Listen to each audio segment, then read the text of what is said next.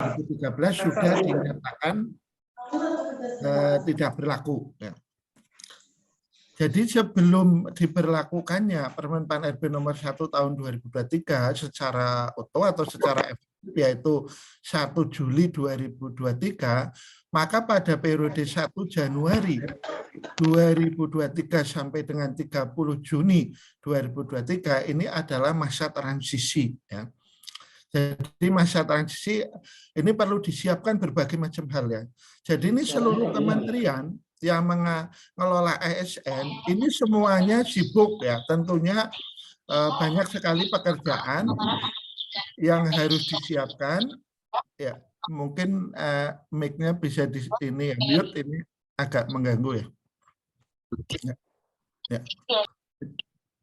Jadi semua kementerian ini yang mengelola ASN tentunya sibuk menyiapkan regulasi perubahan regulasi yang menyesuaikan dengan Permen-Pan RB nomor 1 tahun 2023 beserta aturan-aturan atau regulasi-regulasi turunannya ya.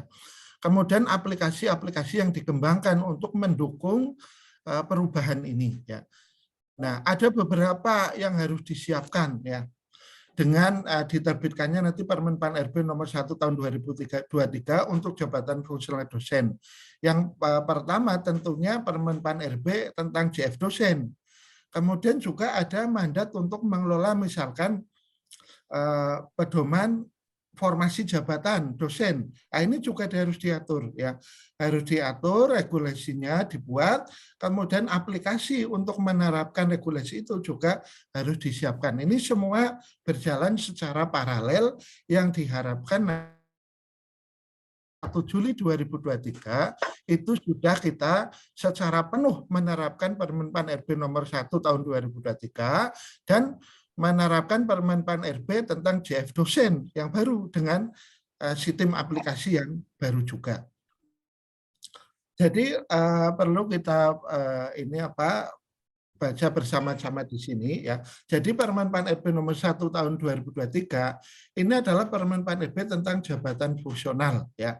Sesuai ketentuan pasal 58 pada Permen-Pan RB ini dinyatakan pada ayat 1 dan ayat 2 bahwa ini aturan tentang masa peralihan ya, transisi ya. Pada saat peraturan menteri ini mulai berlaku, hasil kerja pejabat fungsional yang dilaksanakan sampai dengan 31 Desember 2022 tetap dinilai angka kreditnya berdasarkan peraturan menteri yang mengatur mengenai JF masing-masing. Nah, peraturan yang menteri yang mengatur tentang JF dosen itu Permen-Pan RB nomor 17 sebagaimana diubah pada nomor 46 tahun 2013. Kemudian pada ayat 2 dinyatakan proses penilaian angka kredit terhadap hasil kerja sebagaimana dimaksud pada ayat 1, jadi hasil kerja sampai dengan 31 Desember 2022, dilaksanakan paling lambat 30 Juni 2023. Nah, ini sudah diatur ya secara eksplisit dengan 30 Juni 2023. Nah, ini seluruh kementerian. Untuk kementerian yang mengelola tentang dosen, nah ini ya ada Kementerian Agama untuk rumpun ilmu agama, kemudian Kemendikbud, ini untuk rumpun ilmu non-agama. Nah, demikian juga kementerian lain, karena beberapa kementerian juga memiliki perguruan tinggi, ya, yang ada di bawah Kemenhub, Kemenkes, dan lain-lain. Ini tentunya harus menyesuaikan juga kebijakan-kebijakan yang telah ditetapkan oleh Kemendikbud berkaitan dengan pengelolaan jabatan fungsional dosen sesuai dengan Permen-Pan RB nomor 1 tahun 2023.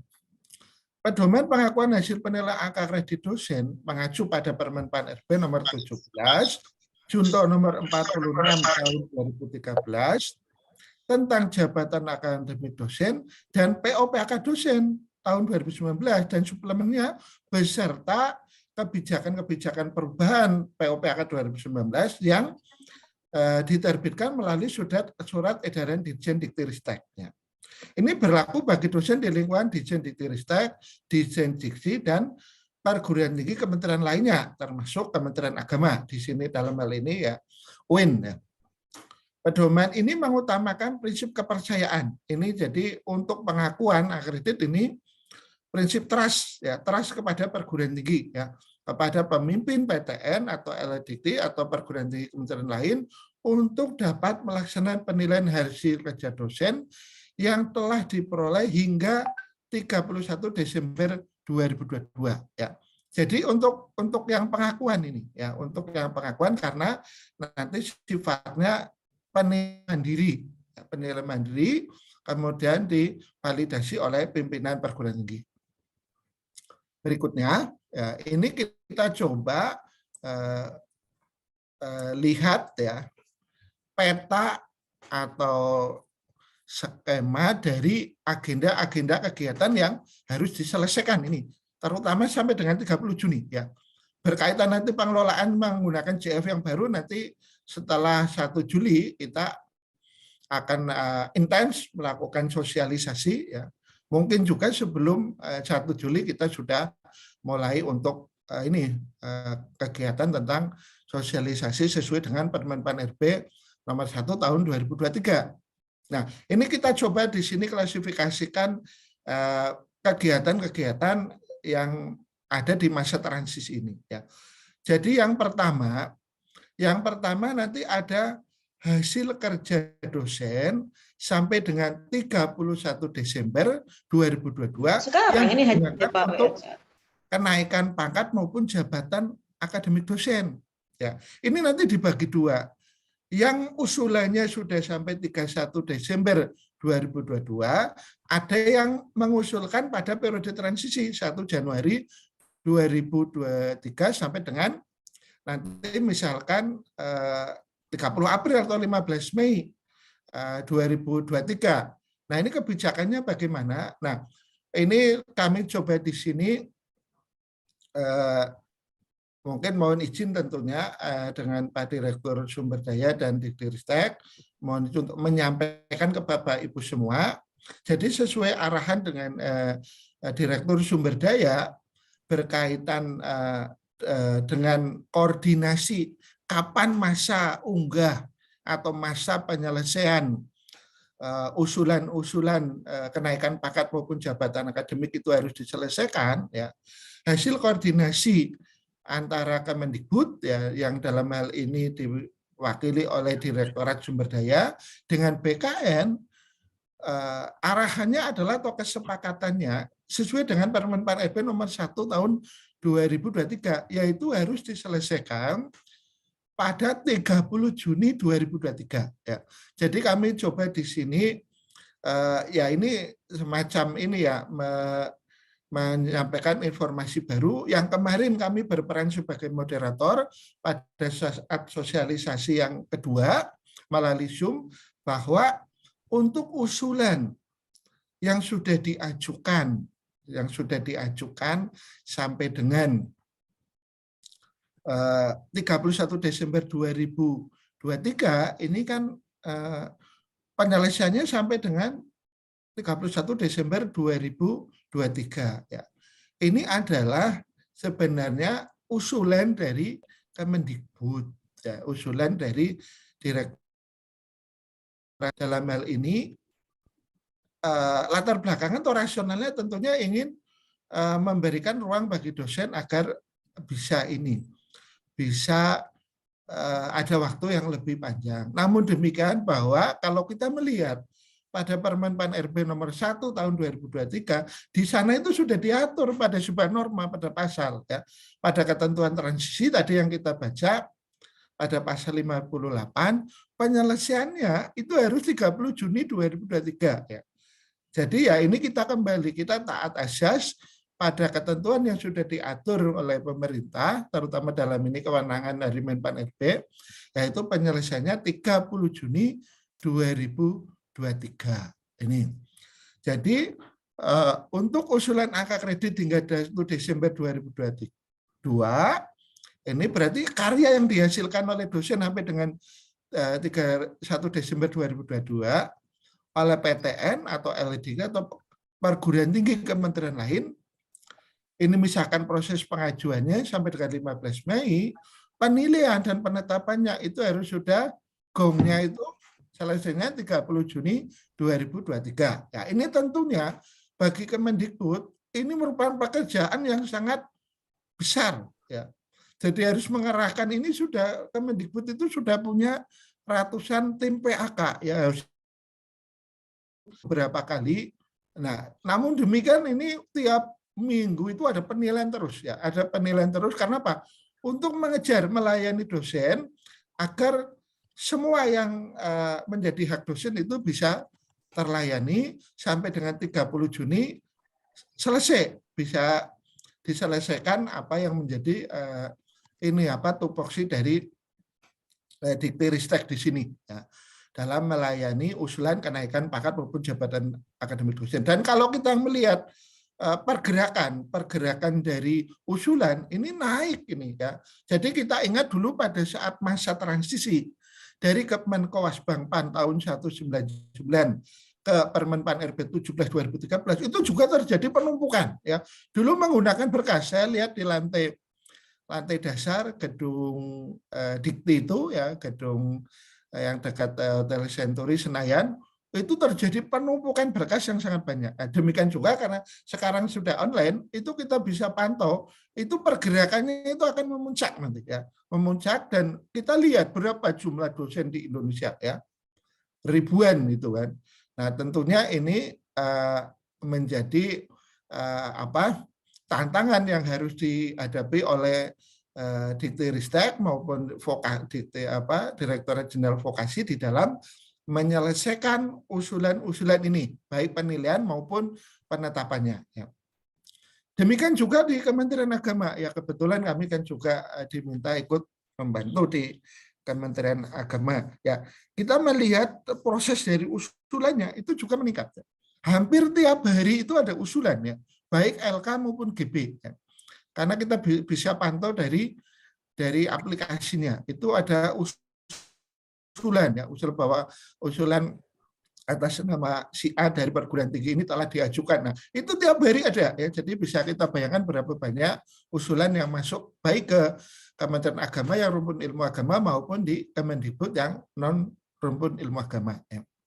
Kemudian usulan jabatan fungsional akademik dosen hingga 31 Desember 2022, ini usulan JFAD setelah 31 Desember diatur dengan kebijakan transisi, semuanya, ya, penyelesaiannya 30 Juni 2023.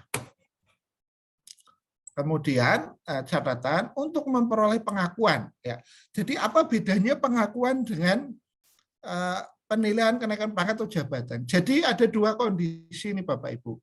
Ada dosen yang sudah melaksanakan kinerja sampai dengan 31 Desember, mungkin kinerjanya sudah 5 tahun yang belum dinilai karyanya, ya. Tetapi untuk naik pangkat misalkan kurang syarat khusus, berarti kan nggak bisa naik pangkat atau jabatan. Nah, bagaimana karya ini? Apakah hangus? Nah, semula pada saat awal-awal diskusi dengan tim dari Menpan RB, ya, hangus, ya. Tapi kemudian ada usaha dari Kemendikbud, bagaimana kalau ini juga dihargai, ya. Bagaimana masa transisi ini dengan penerapan kebijakan transisi, dosen ini juga karya-karyanya tidak hangus, ya. Kemudian ada kesepakatan bahwa karya yang dihasilkan dosen yang belum dinilai angka kreditnya sampai dengan 31 Desember 2022 ini bisa diajukan angka kreditnya dalam bentuk pengakuan, nanti akan dikonversi pada sistem yang sesuai dengan ketentuan pada Permenpan RB nomor 1 tahun 2023 maupun ketentuan turunan, ya, Permenpan RB tentang JF dosen. Nah, nanti bentuknya apa? Mungkin juga bentuknya bisa kenaikan pangkat 1 tingkat, ya, atau konversi angka kredit saja. Nah, nanti ini tentunya akan diatur oleh BKN, ya, berkaitan dengan konversi angka kredit ini sesuai dengan Permenpan RB nomor 1 tahun 2023. Kemudian yang kedua, penyelesaian untuk dosen yang mengajukan kenaikan jabatan fungsional akademik dosen diatur dengan aturan kebijakan transisi tahun 2023 diproses sampai 30 Juni 2023. Oke, ini tadi sudah saya sampaikan. Oke, ini yang 30 April ini masih masih kita tunggu saja. Apakah cut off-nya itu 30 April atau 15 Mei? Nah, ini. Tapi untuk sementara kita yang kemarin sudah diadakan sosialisasi melalui Zoom yang dibuka oleh berdaya itu yang kepake. Ya. Tapi nanti akan ada edaran secara resmi yang akan dikirim ke perguruan tinggi berkaitan dengan cut off tanggal unggah. Ya. Ini sebenarnya yang agak rumit ini adalah bagaimana mengatur cut off ini, waktu yang pendek. Yang perlu dipertimbangkan ada dua. Ada tiga hal sebenarnya, ada tiga aspek. Yang pertama, waktunya pendek. Yang kedua, bagaimana beban dosen untuk merekap, mengajukan angka kredit, pemberkasan, ini bisa diselesaikan, kemudian oleh perguruan tinggi juga selesai, kemudian setelah usulan masuk ke dikti yang ketiga, beban yang menumpuk di dikti ini bisa diselesaikan oleh dikti juga. Padahal waktunya kan cuma segitu ya. Ya sampai dengan cut off-nya 30 Juni. Nah, ini yang di tengah-tengah. Kalau digeser memberikan ruang ke dosen, maka waktu untuk ke tim dikti atau ini menjadi sempit ya. Menjadi sempit nanti dimungkinkan tidak selesai. Ya. Nah, ini tentunya akan bagaimana mengambil tengah-tengah ini. Ya. Diambil hal bisa dijalankan untuk kementerian di dikti ini juga operasional ya. Bisa diselesaikan pekerjaan yang banyak pendek. Nah, karena terbatasnya waktu ini, tentunya hal yang sifatnya administratif ya, tanpa mengurangi keabsahan atau persyaratan-persyaratan yang harus dipenuhi, validitasnya dan legitimasinya ya. Ini bisa nanti dipermudah, dicari jalan keluarnya. Misalkan selama ini karya ilmiah harus menggunakan repositori perguruan tinggi. Yang penting di sini dalam masa transisi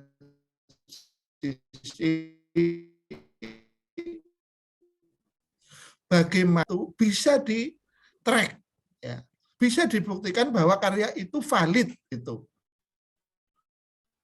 Apakah datanya ada di sini atau di sister atau bahkan di repositori perguruan atau mungkin di repositori di publik, apakah di ResearchGate atau Google Scholar atau di mana gitu ya, bisa ditelusuri ada itu ya.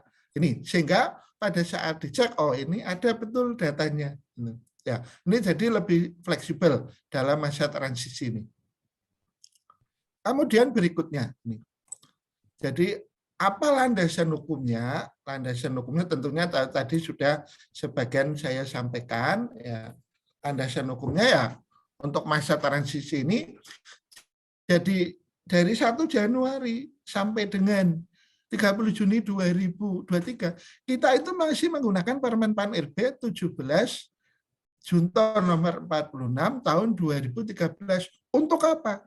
Untuk penilaian angka kredit dan kenaikan jabatan maupun pangkat. Ya. Tapi untuk menilai kinerja yang di dosen 1 Januari sampai dengan 30 Juni, kita sudah menggunakan Permen PAN RB yang baru. Ya. Jadi Permen PAN RB yang baru ini pada masa transisi 1 Januari 2023 sampai dengan 30 Juni 2023, ini sebagian normanya itu berlaku retroaktif, mundur. Kenapa aturan kok bisa mundur? Bisa ya. Jadi beberapa tulisan dari pakar hukum menyebutkan beberapa norma hukum juga bisa berlaku retroaktif. Tentunya ada ketentuan-ketentuan hukumnya yang bisa berlaku retroaktif. Misalkan apa? Sebuah ketentuan, aturan hukum bisa diberlakukan mundur kalau apa? Kalau tidak membebani objek hukum itu. Contohnya apa? Misal ketentuan tentang pajak. Ketentuan tentang pajak itu ya berlaku maju. Tidak mundur. Kalau mundur apa? Masa kalau pajaknya naik misalkan, kewajiban dulu kan harus akumulatif, kalau diberlakukan mundur, ya ini tidak bisa. Ya, ketentuan yang seperti ini. Nah, sementara untuk Permen Pan RB ini tentang pengelolaan kinerja, itu kan hanya berlaku mundur bahwa apa? Mengatur kinerja mulai 1 Januari 2023 itu sudah menggunakan Permen Pan RB nomor 1 tahun 2023. Nah, bagaimana caranya? Ini kan belum ada sosialisasi tentang ini. Sebenarnya kita bisa mengacu ke Permen Pan RB nomor 6 tahun 2022. Karena pengelolaan kinerja sesuai dengan Permen Pan RB nomor 1 tahun 2023 itu adalah detailnya itu mengacu ke Permen Pan RB nomor 6 tahun 2023. Itu di sana ya. Bagaimana mengelola, membuat perencanaan, bagaimana pemantauan, kemudian bagaimana pimpinan memberikan feedback kepada dosen, bagaimana dosen memperbaikan, kemudian bagaimana evaluasi periodik, kemudian bagaimana melakukan evaluasi tahunan, kemudian bagaimana nanti memberikan predikat kinerja, itu secara detail sudah diatur pada Permen Pan RB nomor 6 tahun 2022. Ya. Jadi sebenarnya ya, kalau kita berinisiatif dengan Permen Pan RB ini, ya baik Permen Pan RB nomor 6 tahun 2022 acuannya maupun Permen Pan RB nomor 1 tahun 2023, kita sudah bisa mengelola kinerja dosen itu dengan konsep yang baru, konsep pengelolaan JF dosen, yang ASN ini dosen yang baru. Yaitu apa? Konsepnya di sini ada integrasi antara penyusunan SKP, pelaporan kinerja BKD, kemudian kenaikan pangkat. Nah, yang pangkat ini sebenarnya, pangkat dan jabatan ini, yang instrumen hukumnya itu belum lengkap, masih disusun. Tetapi untuk pengelolaan kinerja, ini sudah settle, yaitu Permen Pan RB nomor 6 tahun 2022. Contohnya apa? Nah, ini nanti secara bertahap itu berjenjang, bahwa di sini leadership ya dari university leadership, kepemimpinan di perguruan tinggi ini sangat menentukan ini ya. Karena apa? Pimpinan perguruan tinggi ini akan mendiferensiasi, akan menerjemahkan visi misi kementerian ya ke dalam visi misi perguruan tinggi. Tentunya nanti ada, selama ini mungkin sudah ada kontrak. Apakah kontraknya itu kuantitatif jelas ya, atau mungkin masih kualitatif itu kan. Kalau misalkan kontraknya nanti dengan Menteri Perguruan Tinggi UIN Haji Abdurrahman Wahid, dalam waktu 5 tahun harus sudah mencapai misalkan peringkat di Indonesia nomor sekian ya, atau di internasional sekian. Apa capaian yang harus dicapai dalam waktu 5 tahun. Nah, ini nanti dicermahkan dari teachingnya bagaimana. Dari risetnya, performance bagaimana, indikator performance indikatornya. Kemudian dari riset service community-nya bagaimana. Kemudian dari kerja-kerja lainnya itu bagaimana di situ. Nah, itu sudah ada detail. Nah, ini tentunya kalau sudah ada kontrak, pimpinan perguruan tinggi itu bisa menerjemahkan ke dalam kontrak ini, dia bisa membuat kontrak juga dengan pimpinan di bawahnya, dengan dekan. Nah, dekan bisa menerjemahkan juga apa yang menjadi target capaian dalam kontrak kinerja dengan rektor misalkan. Nah, dekan bisa menerjemahkan dengan koprodi. Ini tentunya dipilih pimpinan juga orang yang tahu ini, yang paham, lebih tahu dari dosen tentunya. Ya. Kemudian baru dekan atau ini kontrak, sudah ada kontrak dengan kaprodi atau ketua jurusan. Ketua jurusan memberikan ini mendistribusikan target capaian prodi itu atau jurusan ya. Jadi kinerja, konsep yang kedua, kinerja dosen yang dulu sesuai dengan Permen Pan RB yang lama itu adalah konsepnya individu. Jadi dosen mengejar target individu ya. Dia harus dalam waktu sekian tahun menjadi jabatannya akan menjadi apa, dia membuat program sendiri. Ya, meskipun ya ada program dari kampus, tetapi relevansinya kan tidak sedemikian ketat diatur pada regulasi tersebut. Nah, nanti ke depan kinerja dosen adalah merupakan bagian dari kinerja institusi. Ya. Tadi ketua jurusan itu sudah punya program. untuk jurusan seperti tempat saya fisika, misalkan fisik, 5 tahun ini jurusan ini harus misalkan predikatnya tentunya misalnya sekarang sudah unggul. Nah, untuk meningkatkan lebih unggul ini apalagi capaiannya. Ya. Nah, tentu ada program yang detail nanti jelas. Risetnya bagaimana atau pengajarannya bagaimana, beban pengajarannya yang ada berapa. Kemudian mau dikembangkan atau enggak dari situ, memperbanyak student body-nya atau yang lain. Kemudian dari risetnya, bagaimana kapasitas riset. Kemudian lab-nya bagaimana, kelompok bidang keahliannya bagaimana. Nah, dalam 5 tahun ini seorang leader ya, academic leadership ini harus tahu bagaimana ini menerjemahkan visi misi pimpinan perguruan tinggi ini, visi misi rektor. Nah, ini nanti dibagi ya. Jadi target yang sudah ditetapkan bersama oleh jurusan prodi dibagi semuanya kepada dosen. Beban teachingnya juga dibagi, beban risetnya dibagi, kemudian pengabdian juga dibagi di sini. Nah, sehingga apa? Semua menuju pada mencapai visi misi prodi ini, ya, bukan berjalan sendiri-sendiri. Sehingga nanti kolaborasi antar dosen, kerjasama itu menjadi penting, ya, bukan kerja individual. Ya. Kemudian berikutnya, landasan hukum berikutnya, Permendikbud nomor Permendikbud RI dan Kepala BKN peraturan kepala BKN ya nomor 4/8 PB 2014 dan nomor 24 tahun 2014 tentang ketentuan pelaksanaan jabatan khusus dosen dan angka kreditnya. Kemudian Permendikbud tentang petunjuk teknis penilaian angka kredit jabatan khusus dosen dan angka kreditnya, yaitu Permendikbud 92 tahun 2014. Kemudian PO-PAK untuk ini penilaian angka kredit yang masih berlaku yaitu PO-PAK 2019. Nah, prinsip penilaian dalam masa transisi ini sama dengan prinsip-prinsip penilaian yang terdahulu, ya. Adil, objektif, akuntabel, transparan, otonom, dan penjaminan mutu, ya. Nah, ada tambahan lagi nanti, trust, ya. Jadi perguruan tinggi ini diberi kepercayaan untuk melakukan self evaluation, ya.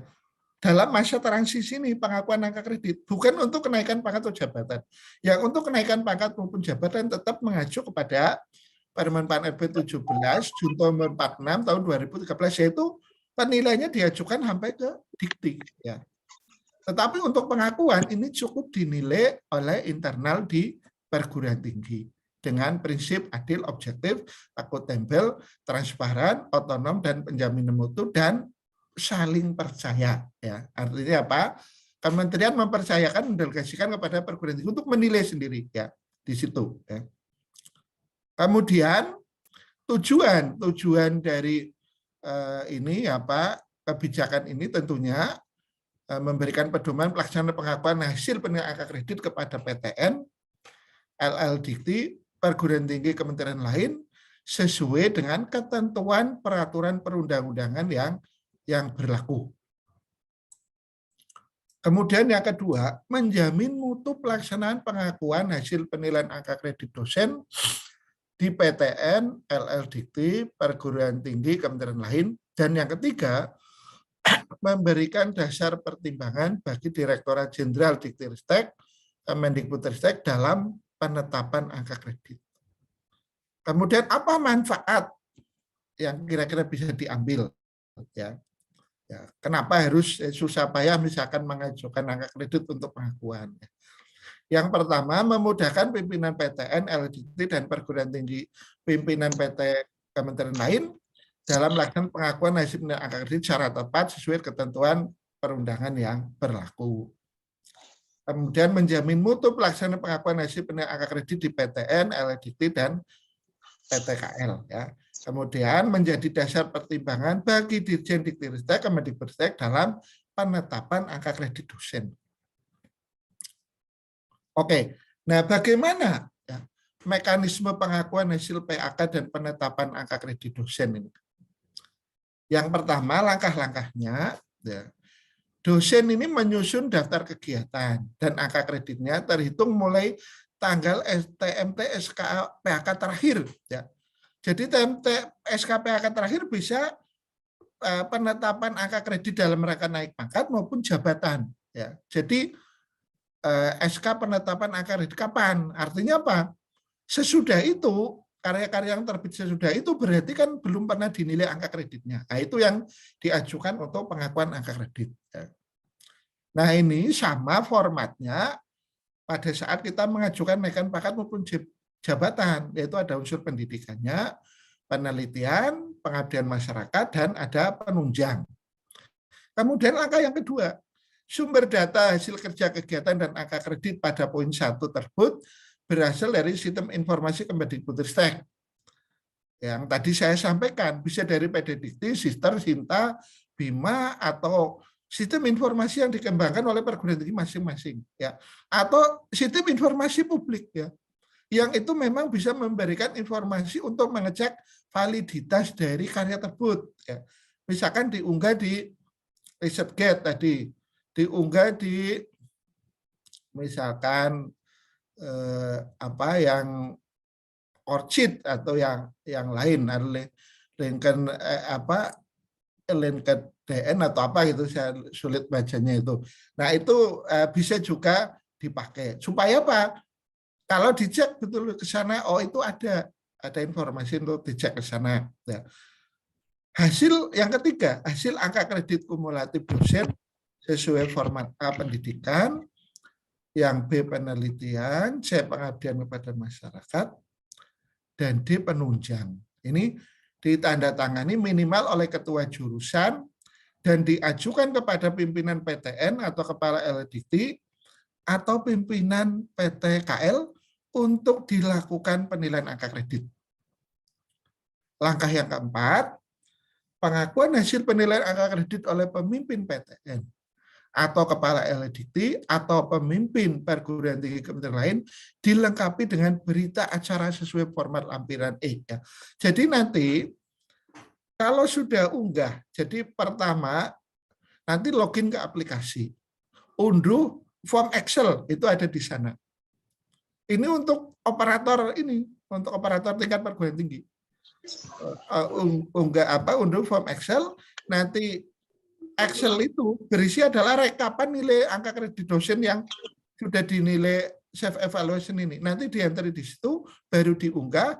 Nah, kalau sudah diunggah bisa cetak PDF, itu ditandatangani oleh rektor, diunggah lagi. Jadi ada dokumen yang Excel yang sudah diunggah dan ada hasil printout yang sudah ditandatangani untuk pengesahan. Nah, apa fungsinya yang Excel ini supaya nanti mentransformasi data ini data hidup, data yang masih bisa diolah.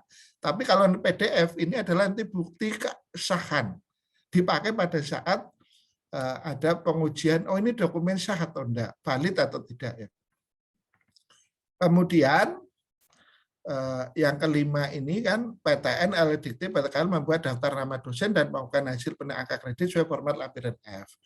Yang 6, daftar nama dosen dan angka kreditnya sesuai format lampiran F ditandatangani oleh pemimpin PTN, kepala LDikti, pemimpin perguruan tinggi kementerian lain, diajukan paling lambat 30 April 2023 ke Ditjen Diktiristek dan diproses sampai dengan 15 Mei 2023 oleh Diktiristek Kemendikbudristek untuk dilakukan daftar penetapan angka kredit. Nah, ini ya.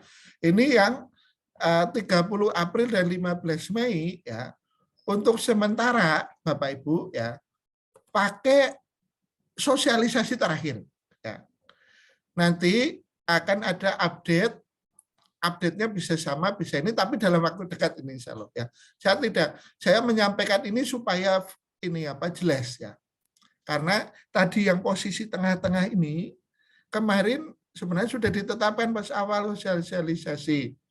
Kemudian ada masukan ya, akan memberi ruang sampai 31 Desember 2023. Nah, sementara udah di Kemendikbud kan sifatnya melayani bagaimana dosen ini terlayani dengan baik. Tetapi Kemendikbud ini kan tidak berdiri sendiri. Ada keterkaitan dengan kementerian lain, yaitu Kementerian Pan-RB dengan BKN. Nah, sehingga kita juga harus sinkron juga dengan kebijakan di instansi yang lain. Ya, ini. Dan nanti Sementara misalnya tanggal cut off-nya berapa untuk usulan ini apa JF dosen. Ya lihat saja di aplikasinya, selama itu belum ditutup, ya itu masih boleh. Ya. Tapi nanti kalau sudah ada edaran resmi yang ditandatangani Pak Dirjen Dikti, itu yang dipakai. Ya. Kemudian penetapan angka kredit seperti poin 6 sesuai format lampiran G dilakukan oleh Direktorat Jenderal Dikti paling lambat 30 Juni 2023. Hasil penetapan angka kredit disampaikan kepada pemimpin PTN, kepala LDikti, pemimpin perguruan tinggi, kementerian lain, dan tembusan kepada Badan Kepegawaian Negara. Nah, ini tadi yang saya uraikan melalui teks, dari teks itu.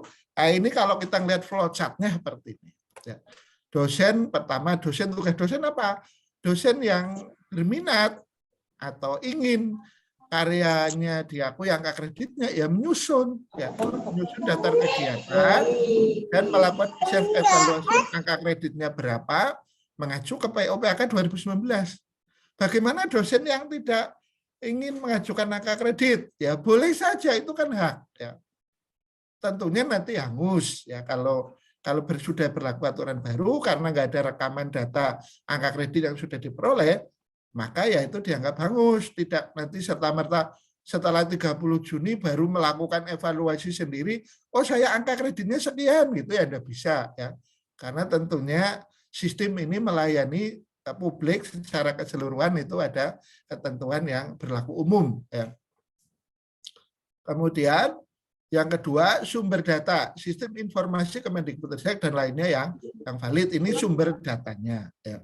Kemudian persetujuan minimal oleh ketua jurusan. Kalau di sini minimal oleh ketua jurusan, di formnya itu oleh perguruan tinggi, ya.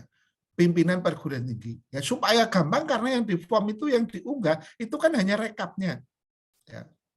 Hanya rekapnya itu di situ. Ya. Nah, persetujuan untuk angka kreditnya ini disetujui bisa untuk di internal kampus ini, ya. Validasinya bisa oleh ketua jurusan atau pimpinan PTN atau LDikti kalau ini ya. Kemudian pemimpin PTN atau LDikti mereka menandatangani berita acara ya. Kalau berita acaranya berarti sudah rekap keseluruhan tadi, ditandatangani oleh pimpinan PTN atau LDikti atau PTKL ya.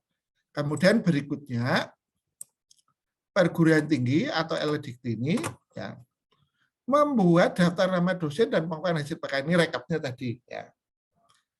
Persetujuan PTN atau LDikti diajukan ke Ditjen Diktiristek paling lambat 15 Mei. Nah, ini yang tanggal ini ya mengacu ke ini dulu, ya mengacu ke ini dulu. Nanti kalau ada informasi terbaru pada edaran terbaru kita ikuti ya, kita ikuti yang baru ya. Ya. Kemudian berikutnya, Ditjen Diktiristek menetapkan angka kredit paling lambat 30 Juni. Nah, kalau 30 Juni ini sudah firm ya, karena ini ada di Permenpan ya, merupakan bagian dari pasal ya.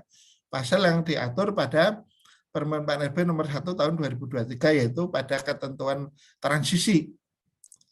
Nah, ini form yang harus diisi oleh Bapak Ibu yang akan mengklaim, yang berkeinginan mengklaim. Ini sifatnya kan hak ya, boleh diambil, boleh tidak ya. Jadi kalau yang pengen ini apa mengajukan pengakuan ya membuat ini untuk pelaksanaan pendidikan seperti biasa pada saat mengajukan kenaikan pangkat maupun jabatan. Di sini ada biodatanya, pejabat nanti yang akan mengesahkan ya, pendidikan dihitung di sini ya.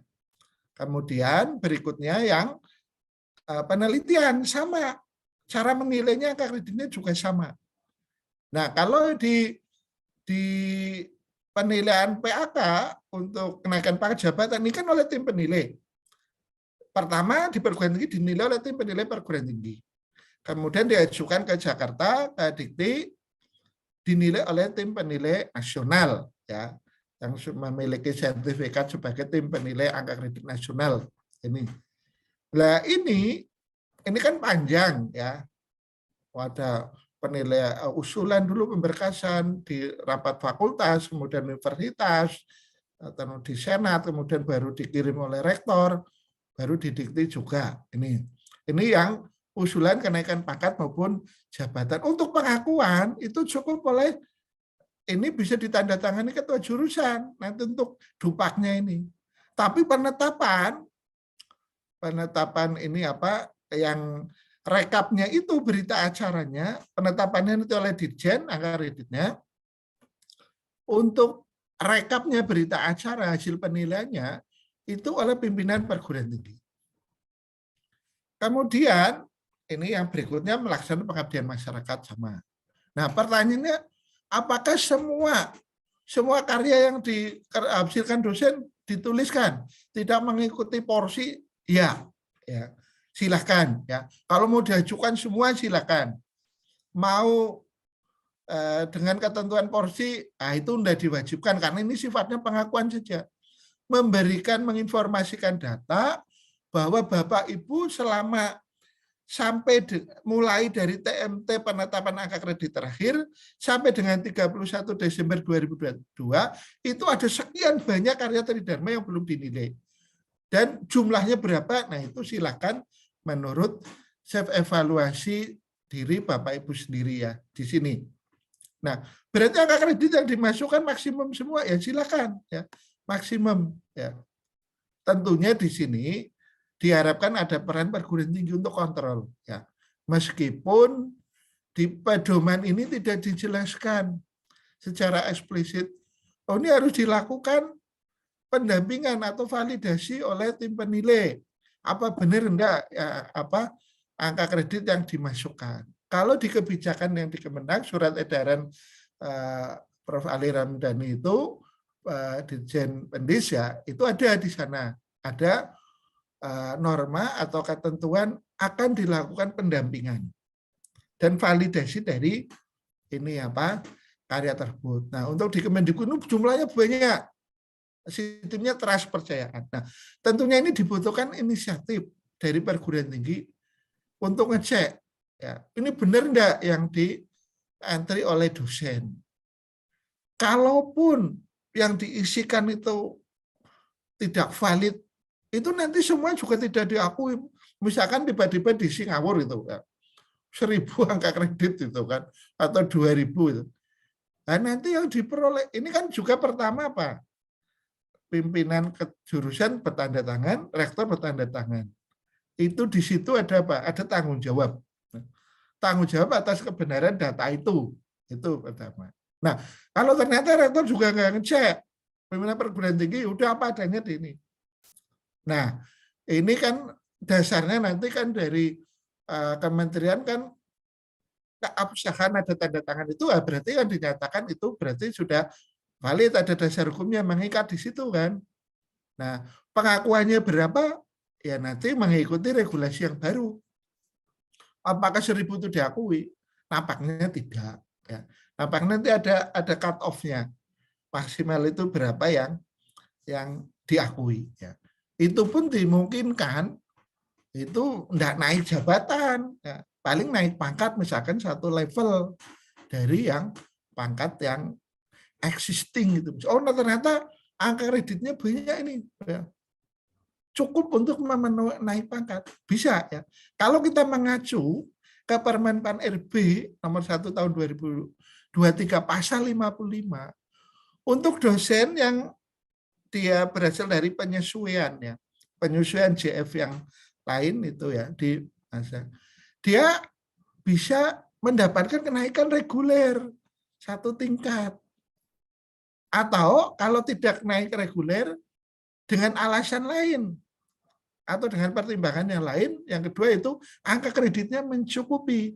Nah ini pasal 55 ini meskipun tidak secara eksplisit mengatur JF dosen, ini yang bisa dianalogikan nanti bisa dijadikan dasar ya untuk bahwa JF dosen pun boleh kalau punya angka kredit pengakuan ini, dia boleh misalkan naik pangkat 1 tingkat.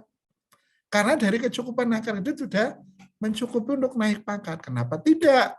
diberi itu. Nah, ini analogi tentunya ini perlu nanti kita tunggu bagaimana tindak lanjut dari ini apa hasil pengakuan ini ya, angka kredit ini. Kemudian berikutnya yang penunjang sama ya silakan saja masukkan penunjang ya. Karena nanti di sini kan tidak dibatasi ya, silakan saja. Kemudian ini berita acaranya silakan diisi ya. Pada saat sudah ngunggah Excel-nya, berita acara ini nanti di print ya. Ini. Kemudian pada periode sejak tanggal terhitung mulai TMT penjabatan dosen terakhir sampai dengan 31 Desember 2002 telah dihasilkan penilaian terhadap hasil kinerja dosen setelah pendaftaran kredit terakhir. Keterangan perguruan tinggi negeri dan ini identitasnya ya, nama PTN-nya Pak UIN Kiai Haji Abdurrahman Wahid ya. Kode PTN berapa? Berdasarkan peraturan Menteri Pendahuluan Aparatur Negara dan Reformasi Birokrasi Permen Pan RB nomor 1 tahun 2023 tentang jabatan personel dosen pasal 58 ayat 1 dan ayat 2 telah dilakukan penilaian hasil kerja dosen dengan mengacu kepada Permen Pan RB nomor 17 tahun Junto 46 tahun 2013 dan pedoman operasional PAK tahun 2019 dan suplemennya dengan hasil pada lampiran F. Demikian berita acara hasil penilaian kredit dibuat untuk dapat digunakan sebagaimana mestinya sesuai ketentuan peraturan perundang-undangan. Pekalongan pada tanggal berapa, pemimpin siapa, nama, ini rektornya, NIP, dan seterusnya. Oke, ini nanti lampiran G, ini NIDN, NIDN dosen, ini rekapnya ya, jadi nama PTN-nya apa, kode PTN, kemudian nama dosen, di sini turut, ini nanti bisa dilakukan offline ya Bapak Ibu, di Excel-nya sudah ada, jadi supaya apa? Supaya yang akses itu tidak bareng-bareng sehingga aplikasinya macet gitu kan. Nah ini nanti bisa diisi oleh admin, bagian kepegawaian universitas, diisi rekapnya, angka terakhir, golongan ruang, ini dosen yang diisikan ini, jabatan fundamental terakhir, angka kredit kumulatif terakhir, TMT-nya, kemudian penilaian angka kredit A, B, C, dan D ini, kemudian perolehan angka kreditnya. Ya, ini. Kalau ini total ya, jadi berita acara hasil penilaian angka kredit, kemudian lampiran perolehan angka kredit barunya berapa. Nah, perolehan angka kredit baru ini adalah hasil penjumlahan A, B, C, D, dan E ini. Ya. Ini. Oke. Ya. Kemudian lampiran G, daftar dosen dan penetapan angka kreditnya. Oke, sama. Ini daftar hasil penilaiannya. Ini daftar dosen dan penetapan angka kreditnya. Oke, sekarang penyelesaian usulan PAK jabatan fungsional akademik dosen setelah terbit Permen Pan RB nomor 1 tahun 2023. Nah, setelah terbit ini Permen Pan RB nomor 1 tahun 2023. Nah, tadi sudah saya sampaikan sebenarnya. Ya, ini tentang batas akhir unggah saja. Batas akhir unggah ini 15 Mei ya, atau kita ngikuti nanti edaran, tapi saya menyampaikan di sini 15 Mei 2023, tapi nanti kita lihat di edarannya. Semoga bisa ini ya, 15 Mei atau 31 Mei ya kita ikuti, tapi ini sementara ya. Belum ada yang ini arahan 31 Mei belum ya, 15 Mei ini ya. Oke. Jadi itu yang bisa kita sampaikan, mungkin kita bisa masuk ke sesi tanya jawab, Prof. Mahfur, monggo.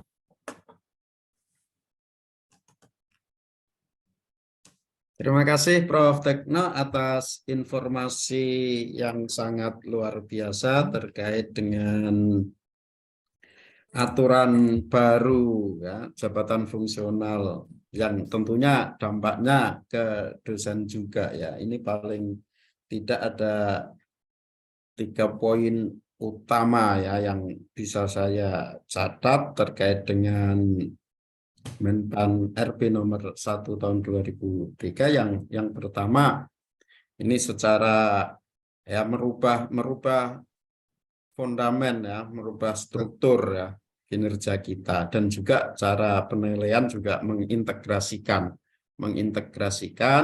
antara kepentingan apa SKP, kemudian BKD, mungkin juga kenaikan pangkat. Mungkin kalau dalam konteks perguruan tinggi kita juga terintegrasi dengan kebutuhan akreditasi, Prof.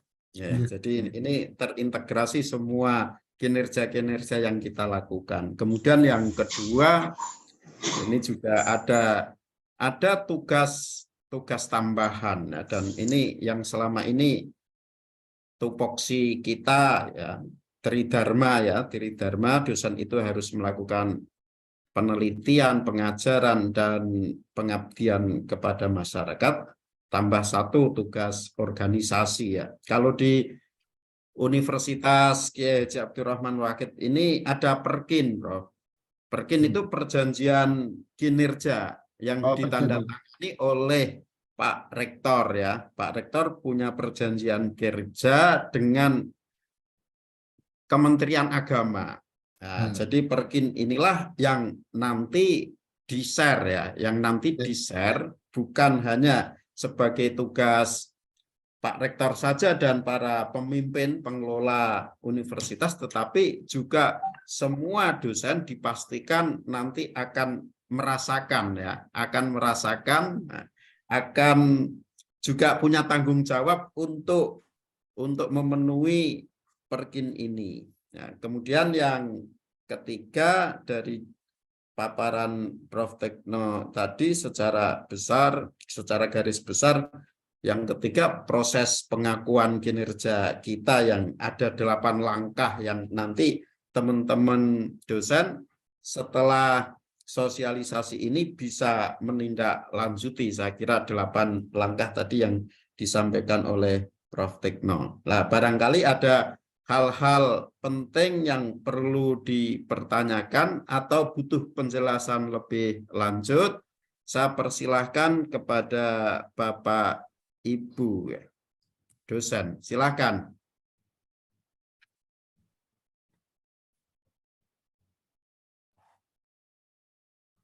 Monggo bagi yang ingin bertanya terkait dengan paparan Prof. Tekno ini,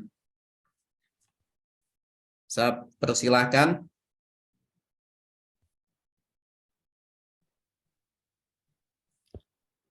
Itu udah paham semua mungkin. Ya bersyukur kalau sudah paham, bersyukur. Saya ada ini, Prof, butuh penjelasan lagi ya. Ini berarti kalau tadi cut off waktu terakhir 15 Mei ya. Ini 15 Mei itu sudah, kalau di Kementerian Agama, kita kan ada universitas, kemudian ada Kementerian Agama, kemudian ada di Dikti Kemendikbud. Ya. 15 ini berarti di Kemendikbudnya ya, kita mengambil waktunya sebelum itu. Begitu ya, Prof? Ya, betul ya. Jadi seperti saya dapat info dari Pak Rektor UINSA ya, Prof. Zaki gitu. Yeah. Beliau itu sudah membuat edaran. Beliau kan juga ketua Kopertis kan, koordinator Kopertais ya. Membuat edaran ke perguruan tinggi bahwa deadline-nya itu lebih maju dari yang ditetapkan di Kemenak ya, maupun Kemendikbud ya. Karena kan seperti misalkan 15 Mei itu kan batas akhir di Kemendikbud, sementara kan perlu waktu juga di Kopertais maupun di perguruan tinggi untuk ini menata atau membuat rekapnya gitu, sehingga tentunya bisa diperkirakan berapa butuh waktu untuk penyelesaian di perguruan tinggi ya, masih. Terus gini Prof, untuk pengajuan kenaikan pangkat dengan pengajuan pengakuan.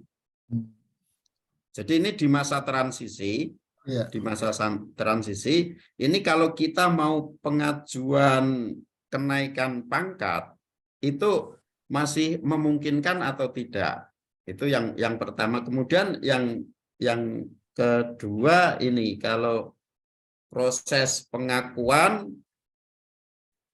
semuanya harus mengajukan menurut saya. Ini sekaligus kepada teman-teman, meskipun tadi Prof. Sutekno menyampaikan bahwa pengajuan kenaikan pangkat dan seterusnya adalah hak, ya, tetapi demi kesejahteraan dan kelembagaan kita, target-target lembaga, dan juga nanti dampaknya ke peringkat-peringkat, ya, ke akreditasi dan seterusnya, saya mewajibkan, ya, meskipun ini hak Bapak Ibu, ya, mau naik pangkat atau tidak, mau pengakuan atau tidak, tetapi ini secara kelembagaan kita mewajibkan semuanya mengajukan kenaikan pangkat atau pengakuan, ya, kenaikan pangkat atau pengakuan. Nah, pertanyaan saya ini, Prof, dalam masa transisi ini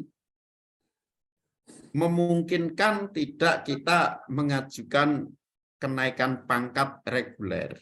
Terus yang kemarin kita sudah sidang di tahun 2023 di internal sini, ya, di internal sini untuk pengajuan kenaikan pangkat itu nasibnya seperti apa? Sementara sudah masuk di tahun 2023, sementara yang kita nilai itu sebelumnya. Itu, Prof. Terus ini tambah satu lagi nih, Prof. Tadi disampaikan oleh Prof. Tekno bahwa dalam pasal 55 Permen RP nomor 1 2023. RP nomor 6 tahun 2022 ini bisa diberikan kenaikan pangkat 1 tingkat. Ini maksudnya kenaikan pangkat jabatan fungsional atau kenaikan pangkat dalam arti ini kan kita ada pangkat, ada jabatan fungsional. Nah, ini yang mana? Terus yang kedua, kalau jabatan fungsional itu apakah misalnya dari asisten ahli ke lektor, lektor ke lektor kepala ke guru besar, atau masih dalam satu rumah, misalnya dari lektor 200 menjadi lektor 300. Atau dari lektor kepala 400 menjadi lektor kepala 550 dan seterusnya. Mohon penjelasannya. Oke, makasih Pak Barek. Ada beberapa pertanyaan ini. Yang pertama berkaitan dengan pengajuan pangkat. Ini pengajuan pangkat ataupun jabatan dan pengakuan ini. Apakah untuk pengajuan pangkat ini masih memungkinkan? Ya, ini memungkinkan ya Pak Barek ya. Saya sendiri ini sedang ajukan pangkat juga persiapan. Karena saya sudah mengumpulkan karya mulai 2013 sampai dengan kemarin itu tentunya 31 Desember 2022 itu untuk naik ke 4E. Nah, saya sendiri yang ikut ini membantu di kebijakan ini, masa nggak bisa naik pangkat juga ya. Nah, sejauh saya berusaha waktu yang pendek ini ya, tentunya bagaimana saya juga bisa memanfaatkan untuk ikut naik pangkat juga ya.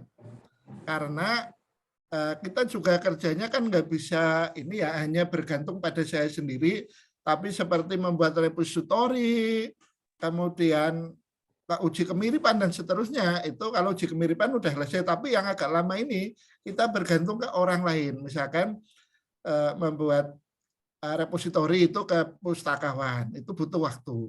Kemudian sidang ini apa?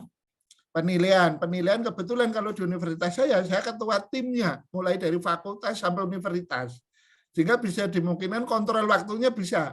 Tapi kalau sidang senat nggak bisa, ya, karena di situ ada ketua senat dan di komisi itu mereka punya jadwal sendiri. Nah, tentunya dengan waktu yang pendek ini untuk kenaikan pangkat maupun jabatan, ini sebenarnya nanti bergantung kebijakan pimpinan yang sesuai dengan regulasi yang berlaku. Contoh seperti ini Pak Warek ya.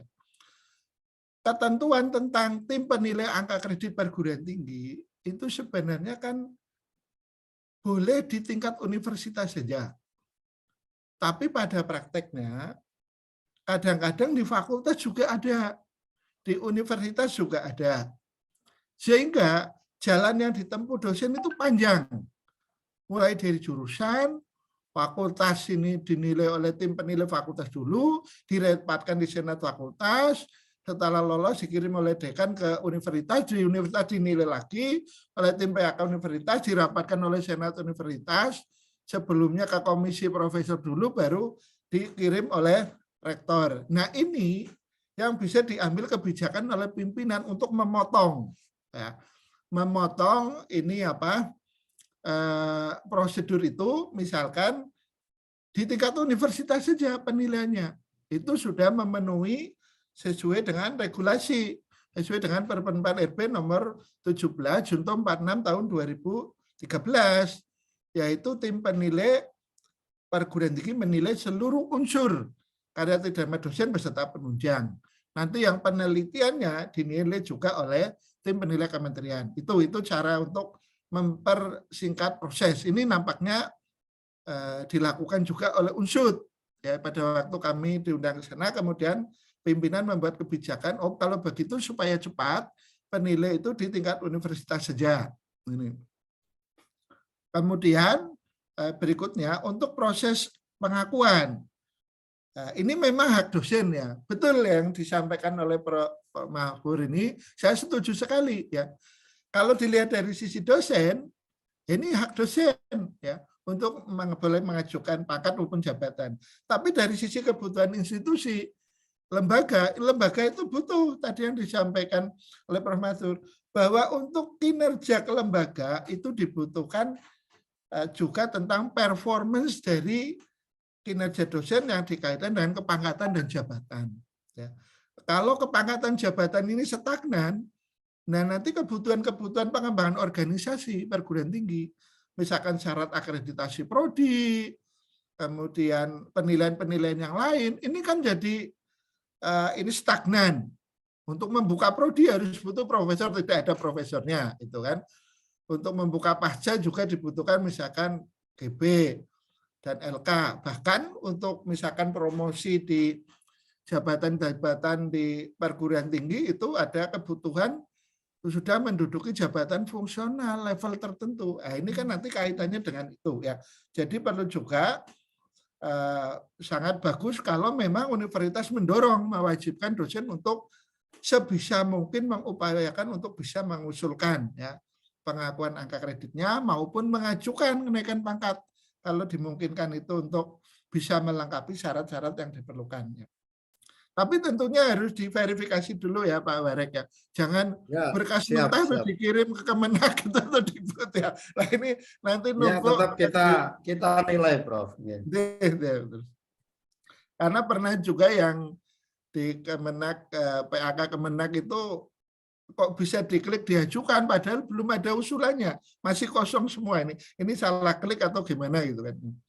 Kemudian berikutnya untuk masa transisi ini apa kenaikan para pangkat reguler memungkinkan atau enggak masih mungkin ya sampai dengan nanti Mei masih bisa mengajukan ya nanti Mei masih bisa mengajukan sejauh belum ditutup itu masih boleh mengajukan dan nah sidang reguler di perguruan tinggi kan yang sudah diajukan nah kalau sudah di sidang di perguruan tinggi ini ya segera diajukan aja diunggah ya baik yang rumpun ilmu agama ke Kemenak, kemudian ya Kemendikbud nanti di Kemendikbud. Nah tentunya nanti kan tim di Kemendikbud maupun di Kemendak, pimpinan akan mengambil kebijakan untuk bisa menyelesaikan beban yang besar itu. Ya. Kemudian ke pasal 55 ini Permen RB nomor 1/2023 untuk pangkat reguler dan kenaikan pangkat yang karena angka kredit. Nah ini sebenarnya celah yang bisa dimanfaatkan oleh dosen di dalam nanti penyesuaian ke Permen RB yang baru. Dosen itu punya hak untuk naik pangkat 1 tingkat. Naik pangkat ini bisa disebabkan oleh alasan pertama, misalkan naik reguler karena dia sudah menduduki jabatan lama, misalkan jabatan lama ini di posisi itu bisa naik. Ya. Kemudian yang kedua, dimungkinkan dengan alasan sudah mencukupi angka kreditnya. Nah, ini tentunya perlu karena untuk kenaikan pangkat di dosen sesuai dengan Permen RB 17/2013 ini kan ada syarat khusus. Ya. Nah, tapi kalau penilaiannya setelah 1 Juli 2023 naik pangkatnya dari angka kredit yang konversi itu, apakah di Permen RB itu menerapkan syarat khusus atau enggak? Ya kita belum tahu ya. Kalau menerapkan syarat khusus untuk naik pangkat, berarti kan ada kebutuhan pemenuhan syarat khusus. Tapi kalau tidak, maka bisa seperti JF yang lain, bisa naik pangkat dari berdasarkan angka kreditnya. Demikian yang bisa kami sampaikan Pak Prof. Mahfud. Tapi naik pangkat itu paling tinggi di dalam jabatan itu. Ya. Jadi tidak bisa naik jabatan dari konversi itu, angka kredit itu. Ya. Kalau mau naik jabatan ya reguler sebelum ditutup ini masa transisi ya. Untuk menjadi GB segera diajukan ya. Makasih. Terima kasih Prof. Monggo Bapak Ibu teman-teman dosen yang ingin bertanya lebih lanjut agar permasalahannya semakin jelas bagi kita, silahkan.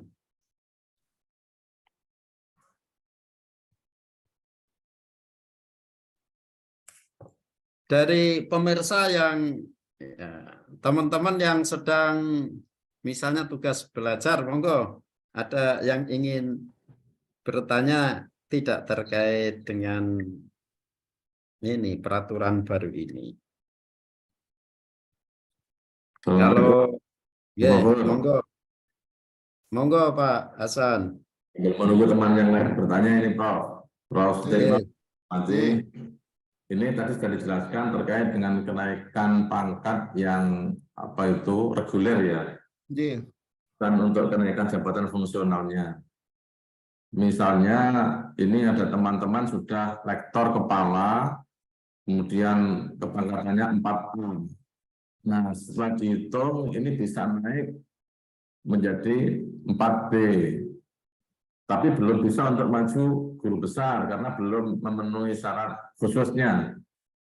Nah, ini tadi mentoknya sampai kepangkatan berapa ya? Misalnya dari tadi kalau lektor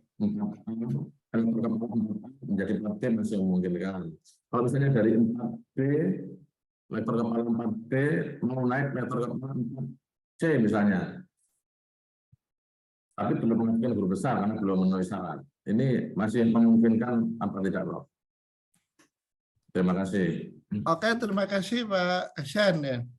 Jadi kalau posisi sekarang Pak Hasan misalkan LK 4B sudah punya angka kredit untuk bisa naik sampai ini 4D gitu kan. Tapi syarat khususnya belum punya. Nah, kalau bisa mengejar sampai dengan di periode transisi ini syarat khusus itu masih boleh untuk naik jabatan ke GB. Tapi kalau dimungkinkan artikel aja belum punya draftnya itu kan. Nah ini kan jadi sulit untuk memenuhi syarat khusus, draft yang akan disubmit aja belum ada gitu kan. Nah ini bisa disarankan untuk naik pangkat reguler. Bisa diajukan juga sebelum ditutup. Nah, tapi kalau itu juga tidak bisa misalkan ngejar, ya sudah ngajukan aja untuk pengakuan gitu kan. Pengakuan. Nah, kira-kira apa hasil dari pengakuan itu. Nah, untuk pengakuan ini nanti dimungkinkan kalau angka kreditnya mencukupi bisa naik 1 tingkat, gitu kan. Kalau mengacu ke pasal 55. Nah, untuk dosen bagaimana? Tentunya nanti kita nunggu kebijakan dari BKN. Ya. Bagaimana pemanfaatan dari angka kredit pengakuan tersebut ya. Makasih. Ya, terima kasih Pak Hasan, Prof. Stekno. Monggo yang lain barangkali ingin bertanya agar lebih jelas. Power. Pak Nanang mau tanya. Pak Nanang sama Pak Mahfud, Pak Hafid Maksum, angkat tangan. Silakan Pak Hafid. Pak Hafid atau Pak Nanang? Ya, terima Yang kasih. senior dulu.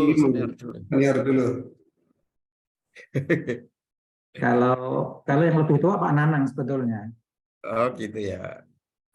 Baik, terima kasih. Assalamualaikum warahmatullahi wabarakatuh. Waalaikumsalam. Baik, mohon maaf sebelumnya saya tadi agak terlambat bergabung, jadi barangkali kalau pertanyaan saya tadi sudah sempat disinggung, saya mohon maaf. Yang pertama terkait dengan pengakuan, ini apakah nanti ada keterkaitannya sejauh mana nanti keterkaitannya dengan kenaikan pangkat antara dosen yang mengajukan pengakuan dengan yang tidak mengajukan pengakuan. Itu yang pertama. Kemudian lanjutannya adalah apakah ini nanti hanya sekedar input di Excel kemudian diupload pada aplikasi tertentu ataukah uploadnya langsung di aplikasi, walaupun memang tadi ada contoh yang menggunakan Microsoft Excel, ya. Itu pertanyaan yang kedua. Kemudian yang ketiga, apakah dengan adanya kebijakan ini berarti seluruh kenaikan jabatan fungsional dosen baik dari AA ke lektor, dari lektor ke lektor kepala dan seterusnya semuanya diajukan ke pusat semuanya, karena selama ini kan untuk lektor dan ke bawah ini masih berada di wilayah perguruan tinggi masing-masing. Demikian pertanyaan singkat kami, matur nuwun atas penjelasannya. Assalamualaikum warahmatullahi wabarakatuh. Waalaikumsalam warahmatullahi wabarakatuh. Monggo, Bro. Jadi Pak Hafid ya, Pak Hafid Maksum ya. Untuk pengakuan angka kredit ini, untuk kenaikan pangkat, bagaimana untuk yang mengajukan efeknya atau apa yang diperoleh ya, akibatnya yang tidak mengajukan maupun yang mengajukan ini. Nah, kalau untuk yang mengajukan kenaikan pangkat, tentunya kalau dia memenuhi persyaratan baik angka kredit, kemudian syarat khususnya, dia akan diberi kenaikan pangkat maupun jabatan tentunya, kalau mau mengajukan jabatan. Tapi kalau yang tidak memenuhi, nanti 30 Juni, dia akan langsung hasil penilaiannya, berarti hasil penilaian berupa angka kredit kan, itu langsung diakui sebagai hasil angka kredit yang pengakuan. Ini.